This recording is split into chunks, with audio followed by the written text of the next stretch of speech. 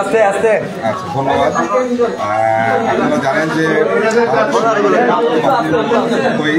গত ডিপ্লয়মেন্টের পর থেকে আমরা বিভিন্ন ধরনের সরকারের কর্মসূচি বাস্তবায়ন করার চেষ্টা করছি। তার মধ্যে একটা হচ্ছে দাম।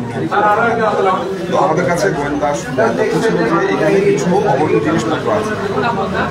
তো এই অনুযায়ী আমরা এই বেসিক্যালি লোকটাকে ট্র্যাক করছিলাম কয়েকদিন ধরে, যার ফলশ্রুতিতে আজকে আমরা ওনাকে বিকাল 4টা থেকে ট্র্যাক করছি। এখানে আরও কিছু লোক এসেছিল, যারা এখানে এসে সন্ধ্যা পর্যন্ত ছিল, গাড়ি নিয়ে এসেছিল, এসে চলে গিয়েছে।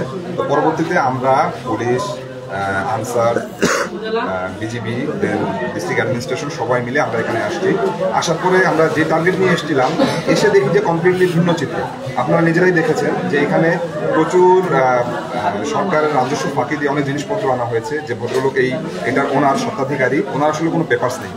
উনি থার্ড পার্টি হিসেবে এখানে কাজ করছেন, জিনিসগুলো ইম্পোর্ট করছেন। উনি বলছেন যে আরেকটা কোম্পানির নামে, বাট অ্যাকচুয়ালি এই জিনিসগুলো যে সেই কোম্পানির ওখানে চলে গিয়েছে কিনা আমরা বিভিন্ন কাস্টমসের সঙ্গে ভেরিফাই করেছি, বাট কোথাও আমরা এটা সত্যতা পাই।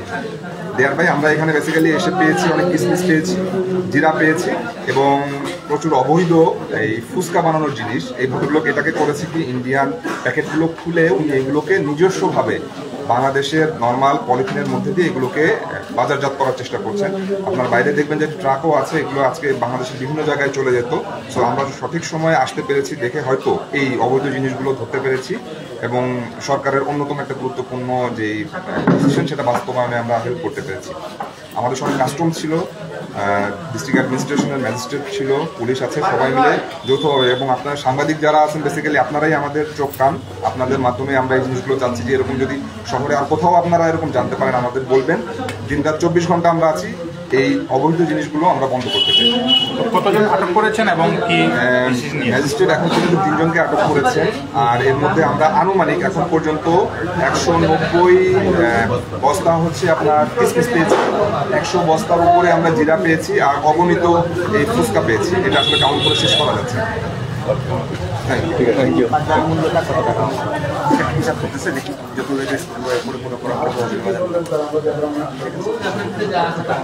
কাস্টমসের কাছে একটা প্রশ্ন, আপনারা তো এখানে আসার পরে আমরা দেখেছি যে কাগজপত্র আপনারা আপনাদের দপ্তরে দিয়েছেন। তো আমরা থাকা অবস্থায় এই কুমিল্লা থেকে একজন কাস্টমস অফিসার, আমি তথ্য নিয়েছিলাম উনি হচ্ছে কাস্টমস সুপার, ওইখানে উনি ফোন দিয়েছেন যে চোরাচালানের সাথে জড়িত। তো অনেকে সন্দেহ করেন যে কাস্টমসের কোনো কর্তা ব্যক্তির সাথে সম্পৃক্ত কিনা, বা আপনাদের এই মেসেজটা কুমিল্লা থেকে আবার সিলেটে ফরওয়ার্ড হয়ে আসলো, বিষয়টা একটু যদি খুলাসা করতেন। সঠিক আমরা জানানি যে আসলে সে কার সাথে কথা বলছে এবং তার পরিচয় কি, এটা বিষয়ে আমি অবগত না। আমাকে জাস্ট আমি এদের বাহিনীর সাথে আসার পরে আমি দেখলাম যে প্যাকেটগুলো কেটে এগুলো বের করে আবার বস্তায় ব্যাক করতেছে।